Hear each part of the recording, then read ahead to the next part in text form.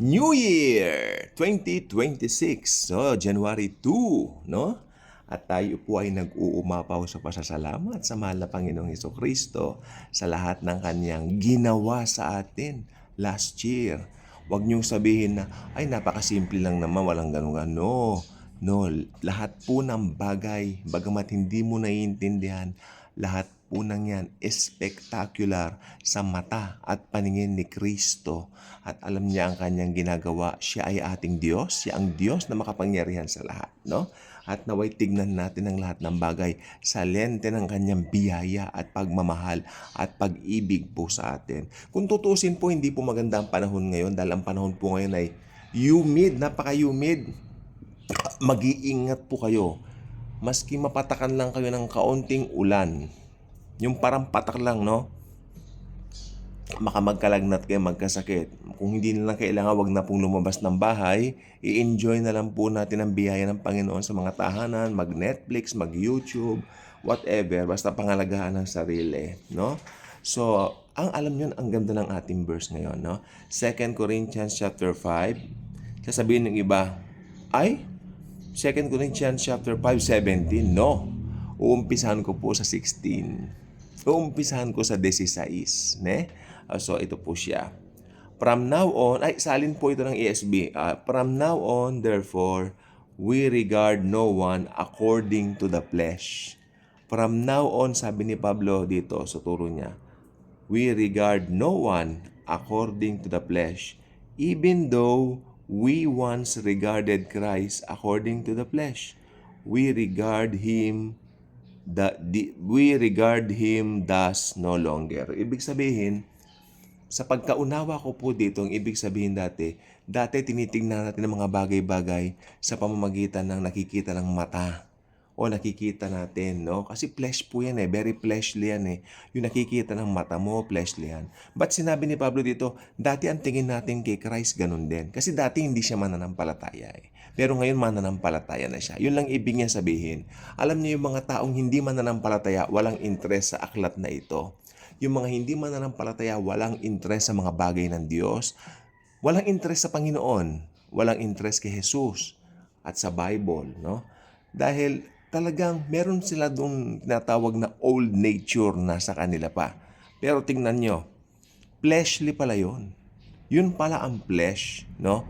Actually, pag pinanganak ang isang tao at wala pa sa Panginoon, talagang fleshly siya. Pagdating naman sa pananampalataya, meron mga Kristiyanong nasa flesh pa rin kasi ginagawa nila ayon sa sariling gawa nila. Hindi nila pinagkakatiwalaan yung biyaya ni Kristo Jesus na magligtas sa kanila. Pero ibang usapan po yun. Dito, ang sinasabi dito, yung old nature natin, talagang fleshly po ang old nature. Hindi naman maitatanggi po yan. Yan po ang buong katotohanan dito. Makamundo, makalaman. Old. Yeah. Dahil si Pablo dati, bagamat siya ay Pariseo, wala siyang alam gaano kay Kristo. Malamang narinig din niya. Kasi parang kung hindi ako nagkakamali, nagpang-abot po yung generation nila no? Malamang naririnig niya tungkol kay Jesus na nangangaral, gano'n, pero hindi pinapansin. Kaya sabi niya, tignan niyo rito ha. Sabi niya, even though we once regarded Christ according to the flesh, we regard Him thus no longer. Pag nakilala mo kasi siya, magbabago ang tingin mo sa Kanya. No? Kasi yung mga hindi mananampalataya ngayon, ang tingin kay Jesus, isang talagang popular po. Very famous si Jesus. Walang tatalo sa pagka-famous niya. Kung yan lang po ang standard na hinahanap nyo. Napakababaw na standard niyan para sa akin. Kasi nung naging Kristiyano ako, hindi ko na po tinitingnan ng mga ganyan-ganyan. Famous, sikat. Ala na po akong pakialam dyan. Kahit sikat sila, ala akong pakialam. Ang nasa akin po ngayon, nakikrise na ako. May iba na akong hangarin, may iba na akong mithiin. Pagnanasa, yan pinagnanasaan ko ngayon ang mga bagay ng Diyos, ang Bible, mag-aral tayo, no? Dito sa YouTube, tingnan nyo, pag Kristiyano ka na, mahilig ka na manood ng mga end times, mahilig ka na manood dito yung mga daily good vibes, yan ang hiling mo. Dati, mga makamundong entertainment, pero ngayon, daily good vibes na ang pinapanood mo. Amen ako doon, no? More this 2026, okay? So, tingnan natin yan. From now on, therefore, we regard no one according to the flesh, even though we once regarded Christ according in the flesh. so we regard him thus no longer. Pag nakilala mo kasi siya, iba na ang tingin mo sa kanya. Siya pala ang pinaka-importante sa lahat. No? Siyempre, yung mga hindi mananampalataya, don't expect them na mamahalin nilang Panginoon dahil wala nga sila sa Diyos eh. Ang espiritu ng hindi mananampalataya, patay. No? How about making a challenge this 2026? Yung mga patay na kaibigan nyo, gisingin nyo yung kaluluwa. Pupunta kayo sa sementeryo, gigisingin nyo. Hindi, I'm not talking about that. Kasi ang pinanganak, under the flesh, pag pinanganak ka talaga, baby ka, maski cute na cute ang itsura mo, you are a sinner. Nandun yung nature ng sin sa'yo. Kaya tignan nyo, sino ba nagtuturo sa mga bata na magmura, mag-isip ng mga malaswa, yung mga kadumihan sa utak, no? Actually, hindi po kadumihan sa utak yung mga, kasi natural po sa tao rin minsan yun. Kasi, paano ba tayo nabuo? Kung hindi gano'n ang mga magulang natin, come on, to be practical, paano tayo nabuo, di ba? Pero what I mean is, pag sumobra, naging obsessed na, parang doon na nagiging sin. Dahil pumapasok na yung pagnanasa. Ganun po nangyari. Sa batang maliit, no? Sa batang maliit, sino nagturo nagmura? Sino nagtuturong gumawa ng mga kalaswaan din sa sarili nila? Alam mo nang ibig ko sabihin doon, hindi ko na further. Natututunan na habang lumalaki. Yung mga, tingnan nyo ang bata, ngayon 10 years old lang, iba na mag-isip. Sino nagtuturo niyan? Merong nature sa kanila. Merong nature dito sa puso nila na talagang galing sa minana na kasalanan. May kasalanang mana po talaga tayo. At ang kasalanang mana na yan ay walang iba kundi yung namana natin kina Adan at Eva. No? Pero ngayon, ang sabi ng Bible, hindi na ganun ang ating pananaw. Hindi na rin ho ganun yung paningin natin. Why? Dahil may nagbago.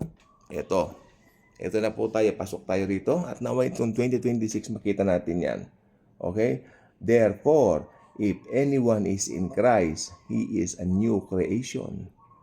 The old has passed away.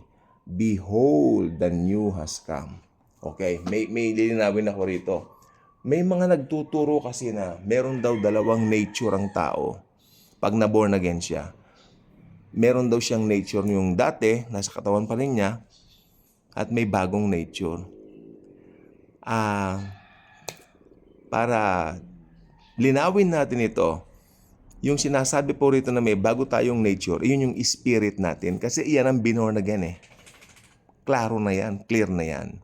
Pero itong flesh kasi natin, nagkakasala pa kasi, it doesn't mean na makasalanan ka. No, hindi na. Because may bago ka ng pagkatao. Kaya lang, nandito pa rin yung nandito pa rin po yung nandito pa rin po yung tinatawag na katawang panlupa natin. No, kaya sabi nga ng Bible, hangga't hindi ito nabibihisan ng katawang panlangit, alam naman natin kung ano yung katawang panlangit niyan. Ayan yung katawan ni Christ nung siya ay nagbangon. Nung siya ay bumangon sa mga patay. After 3 days na buhay siya. No? Yan yung kanyang katawan, glorified body, tumatagos sa mga pader, nakakapunta kahit saan in a matter of seconds. Kaya huwag kayong manliliit sa mga sarili niyo kung Kristiyano kayo sa mga maski anong nangyayari sa paligid niyo ngayon dahil tatamasahin niyo yan pagdating ng panahon, tatamasahin natin yan pagdating ng araw ng rapture. No? Mamamangha tayo. Mas totoo ang mga bagay na yan kaysa dito sa mga nakikita natin dito kasi ito pansamantala lang nating tahanan. At ngayon 2026, ang gusto ko pong sabihin po sa inyo, naway makita po natin yung kahalagahan ni Kristo sa buhay natin, makita natin kung sino tayo sa Panginoon at makita natin kung ano yung mga nais niyang ipagawa sa atin itong taon na ito. Ako naniniwala ako, mag-evangelize tayo, mag-share tayo lalo ng good news ng kanyang biyaya dahil nalalapit na ang kanyang pagparito para dagitin tayo. No? I-share natin yung ginawa niya sa krus ng Kalbaryo dahil ito ay napakahalaga.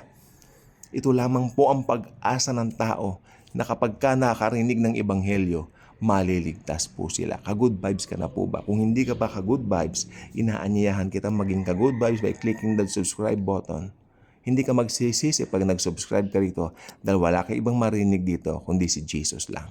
God bless. Happy 2020.